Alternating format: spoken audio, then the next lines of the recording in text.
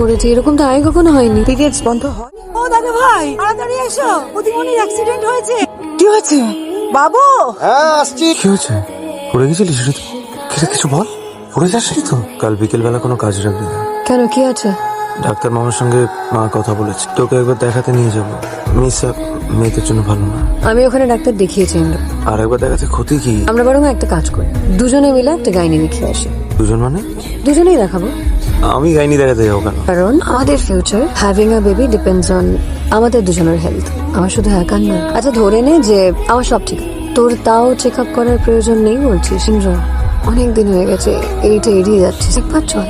তাছাড়া বাচ্চা না হওয়ার দায়টা আমি একা কেন নেবো বল? কারণ আমি তো জেদ করে ডাক্তার না দেখিয়ে অফিসের কাজে বাইরে গিয়ে অ্যাক্সিডেন্ট বাঁধিয়ে ব্লাড লস করে দিতে।